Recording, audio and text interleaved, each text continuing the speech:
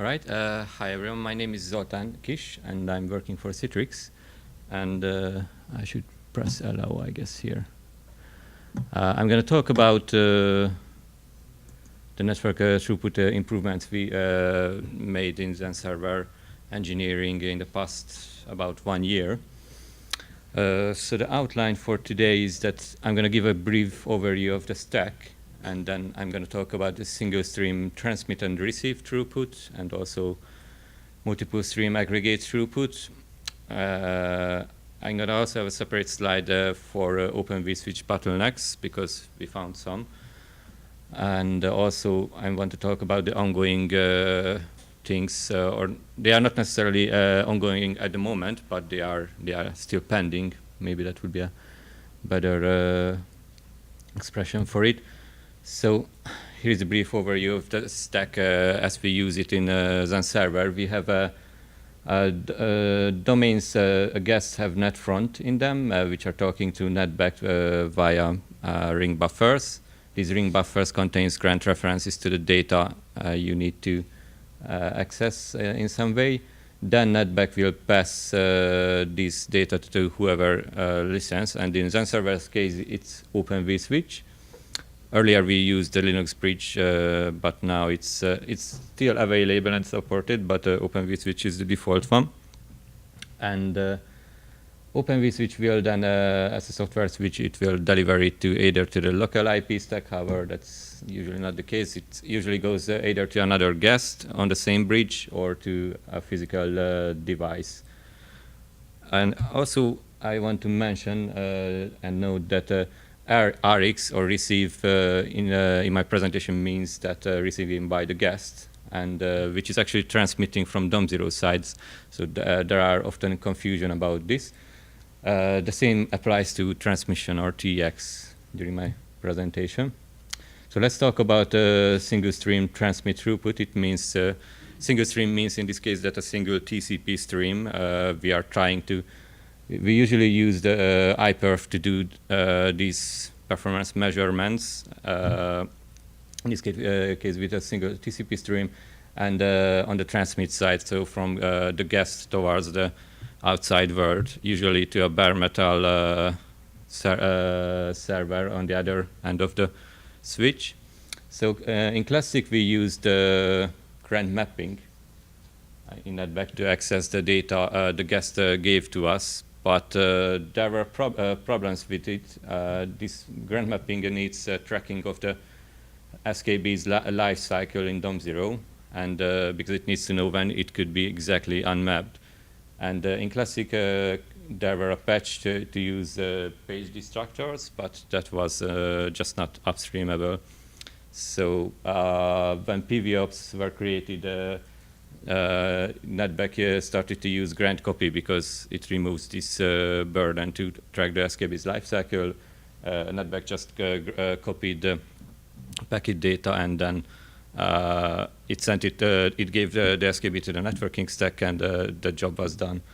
So that was a problem because grant copy is slow, and we found that on a 10 gigabit NIC, you couldn't max out this 10 gigabit link unless you have a powerful CPU, but that's not always the case. Yes? I'm just wondering, why were page destructors not upstreamable? Does Linux just not want any kind of way to Maybe. add a field to the struct page? Also, memory next. Yeah. So that was a long-known problem, and last year we started to, and around last October, I started to work on finding other ways to make this work. And apparently we ended up using the same stuff KVM already did like a year before. This SKB-TX dev 0 copy flag, which is a flag of the shared info of the SKB. And there is also a framework around it. It makes it possible that you can have essentially a destructor for your SKB or a callback. And in that way you can let netback know that now this SKB, because K-free SKB actually calls this callback, and you can know that now this page is not used anymore, so you can give it back. And surprisingly, it's working, and it's already in upstream in 3.15, I believe. So, and it's also in the latest XenServer trunk version. And there are also some problems with it that, for example, it doesn't solve the problem for people who use IP routing on the firewalling in DOM0, because if the packet is handed over to DOM0's IP stack, then it calls this destructor and before this destructor it does a local copy of the pages. So you ended up doing a mapping and then a copy, which is actually not that good. I think KVM guys did it originally in this way, based on the comment, at least on the commit message. I found that they did it because they were just not sure that terrible things couldn't happen if they let the SKB to the local IP stack in this situation.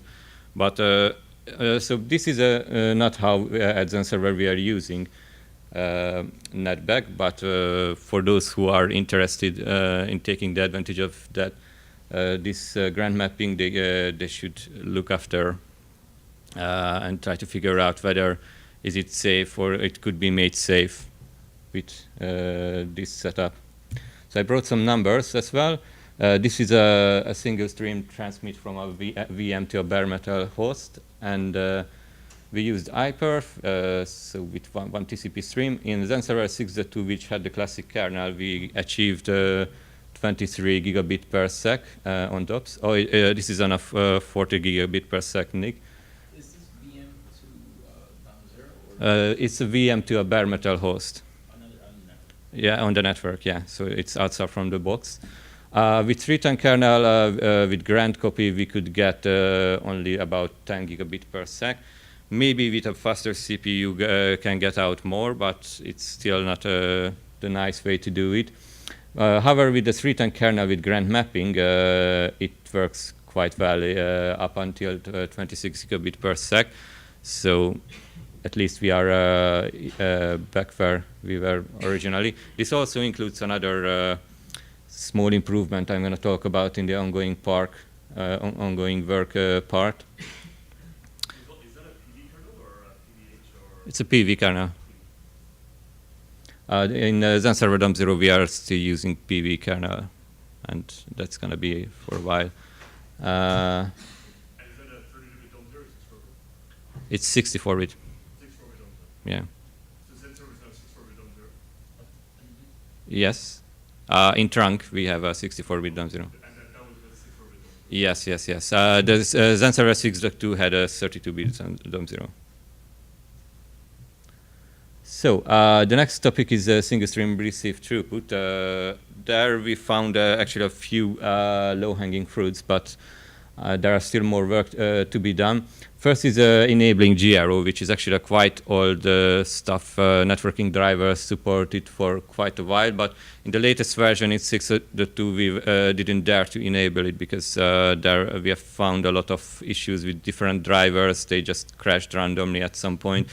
So it needed some more thorough testing, and now it's enabled by default on every host. And GRO basically just means generic receive offloading. It means that the hardware can assemble consecutive packets into one big one, so the networking stack has a less per packet overhead. And it actually improves the receive throughput quite a lot. Without GRO, we could get like 2.5 gigabit per sec receiving throughput, while on GRO we could get up to 6 gigabit per sec on the same host. Obviously, because the receiving pass uses grand copy, the bottleneck usually is doing the mem copy. And it depends on your CPU. On this particular host, this was the maximum we could get. Also, a surprising effort or effect was to upgrade from XEN 4.1 to 4 that probably due to the grant copy locking was improved quite a lot. With the aggregate throughput, we could get a lot more out. In this test setup, we had 20 pairs of guests on the same host talking to each other via iPerf, and it was just from 10, it went up to 17 gigabit per sec. We haven't looked for it, but once we found it when we changed from Zen 4.4.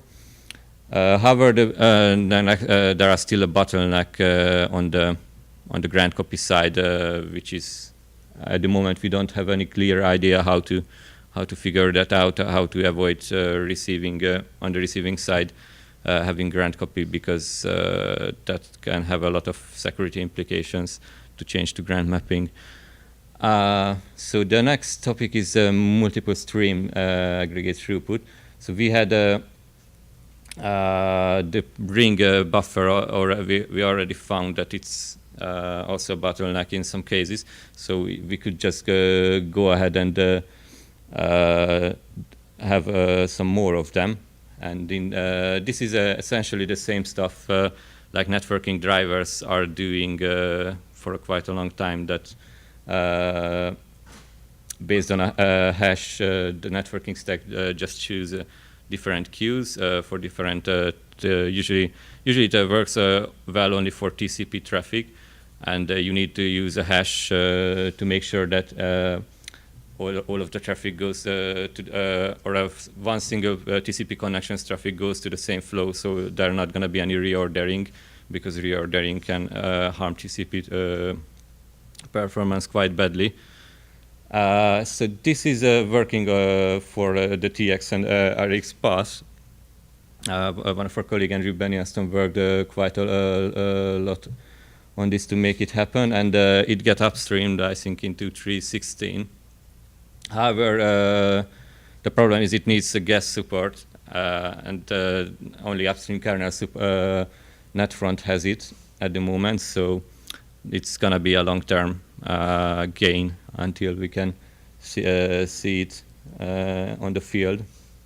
But I brought some graphs about it as well. The red line is the one queue situation, and on the horizontal axis you can see how the throughput improves if you change the number of, if you increase the number of the TCP streams.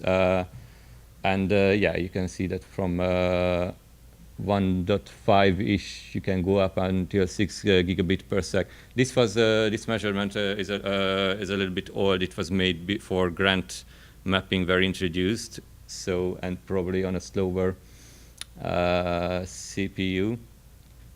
But yeah, and also on the TX side, you could achieve much more here as well. The red line is the basic scenario, the single queue situation, and then you could see as it is that it could go up until 10 gigabit per sec on that particular host.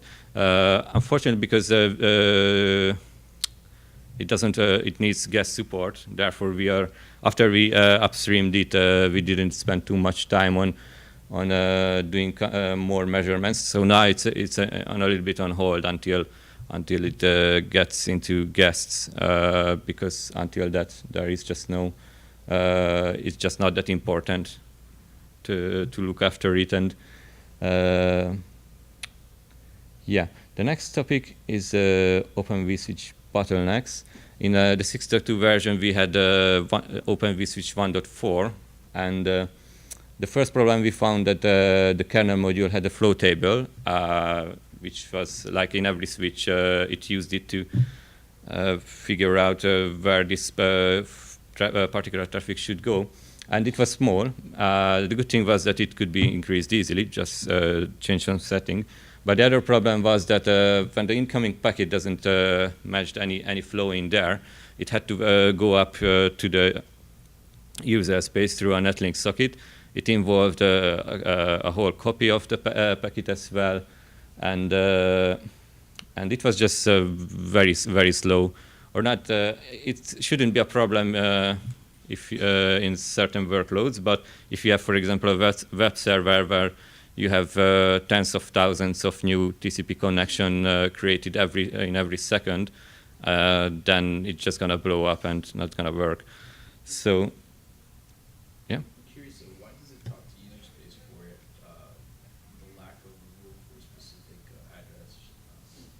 So the reason is the kernel part were kept quite minimalistic in OVS, and the user space had the actual main logic, the whole OpenFlow logic. Originally, as far as I know, a nicer guy told me once that when they first tried to do an OpenFlow switch in Linux, they put the whole logic in the kernel, but it just didn't scale very well. So that's why they went later on to this setup that there is a user space process which will decide on new flow entries. But yeah, they have obviously they also found that it's not gonna fly or not gonna scale very well with lots of traffic. If you have other than that, if you have just a few flows like 100 or 500, and they are not changing too much. I mean, they are not torn down in every second twice. Then you are fine, and the overhead of OVS is quite small. It could be comparable to Bridge, but as soon as it goes to the user space, it's just blows up. And also another issue was that, by the way, this user space process was single-threaded, so it couldn't work parallelly on more of these requests. And fortunately, in a 1.11 version of OVS, they introduced Megaflow, which was basically made sure that you can do wildcard matching in the kernel as well. Before that, you could do wildcard matching only in the OpenFlow rules in the user space. But now it's possible with in the kernel as well, for example, on TCP ports, and therefore, unless you are not screwing up your OpenFlow settings with very weird and strange rules, then you can achieve basically you can have one Megaflow for all of the TCP traffic for one particular web server, and you don't need to go to the user space every now and then. And also the 2.0 version introduced multi-threading in the user space. So these measurements shows that an Apache bench measurement, actually the legend is a bit broken because the red one is 2632 kernel with OVS 1.4, not with 2.1. So there is a mistake there. And this Apache bench measurement means that Apache bench creates like 800 TCP connections. It sends some HTTP request to another bare metal host, and then it waits until all of these HTTP requests get completed. And on the horizontal axis, you can see the number of connections or requests completed, and on the vertical one, the time in millisecond to take until it finishes. And so in the green line in 1.4 OVS with 1.4 OVS with the classic kernel, you could see that it just blows up after like the first 200 requests. It takes quite a lot of time until OVS deals with these all new connections. But here at the bottom, you could see all of these lines are, the red one is the bridge in the classic kernel. This yellow is with Linux bridge on the 3.10 kernel, and they are all about the same, like the 3.10 kernel with OVS 2.1 because of this lack of overhead now. So at my last slide, I'm going to talk about the ongoing things we are working on. First is the TLB flush avoidance. With the grant mapping stuff introduced, we found that, again, the unmapping caused TLB flush, which could hurt the performance quite badly. So the idea was that we do this TLB flushing because the page might be in the TLB, and this is, however, might not be necessary if we can see that the dirty bit is not set on the page table entry, so we could just avoid the TLB flushing. And to achieve that, the netback part is already upstream, because originally netback mapped all of the packet data and then just did a local mem copy for the packet header part.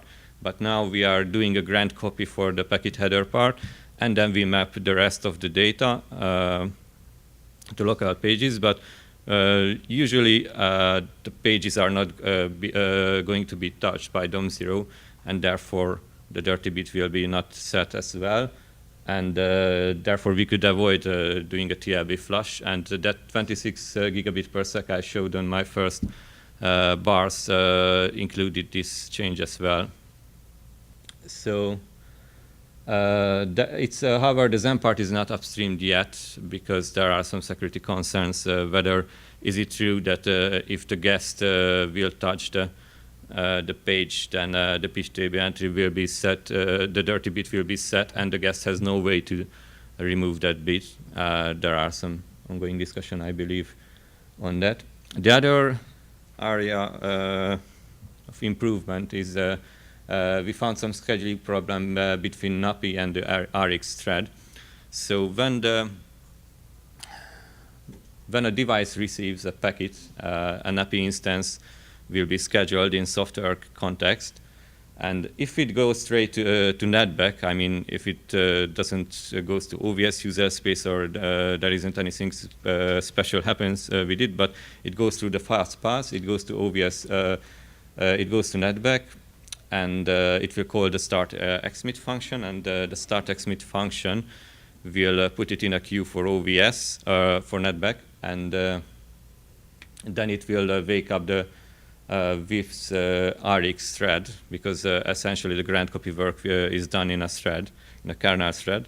And when we do this wake up stuff, it the kernel scheduler will schedule this this RX thread on the same CPU where our soft work happened, because the scheduler couldn't consider the soft work load, and it's just bad because there are a lot in this setup, at least there are a lot of software job done on that CPU, and it just wouldn't make sense to schedule the thread on the same CPU. And actually, we made some hacked up patch, and it showed a quite big difference on the same host from 7.2 gigabit per sec. It went up to 9.2 gigabit per sec. In this scenario, on the right side, there wasn't any. So the NAPI instance and the thread were scheduled on the different CPU. However, it didn't went down very well with the scheduler maintainers because they said that the scheduler shouldn't consider the software load because it shouldn't. So we are still looking for a different solution to make sure that the loads are distributed fairly. Can you repeat what you said that they said? So they said that the scheduler already, we are using, I think, the completely fair scheduler, and it uses, it already reserves some time for the software load, which should happen on that CPU.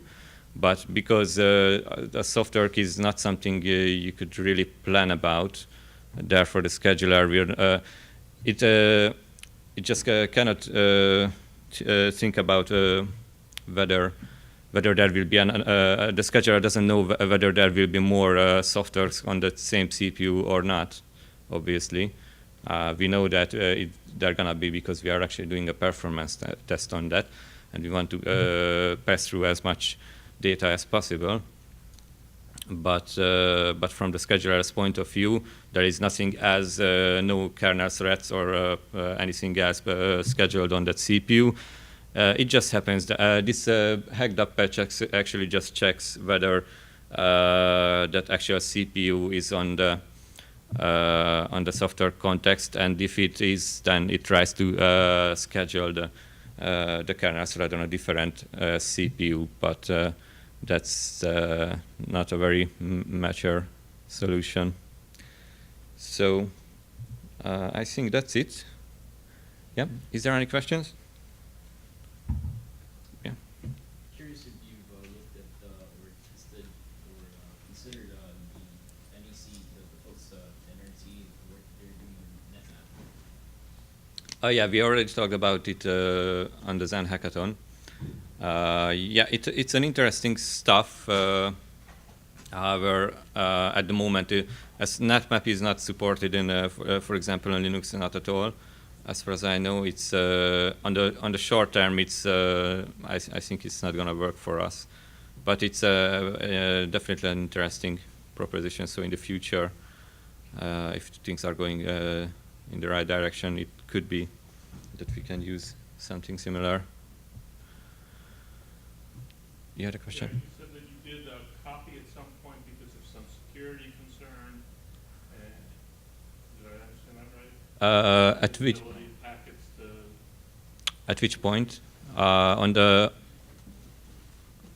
I mean, in which direction? I think it was flushing the TLB. You mean around the TLB flushing, or before? before that. I thought you said you copied over some packets and you couldn't get rid of that. Yeah, on the receive side, yes. On the receive side, we still does that because.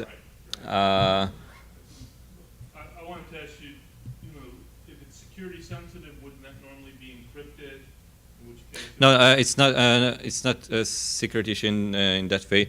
We have to do grand copy, because if we would do grand mapping, then the guest would the target guest would hang on to that page, and we don't. After that, we're not going to have control when it's going to release that page, and that could be an issue. For example, when that page came originally from another guest on the same host, and we want to shut down that guest, and we couldn't because its page is still mapped to a different guest.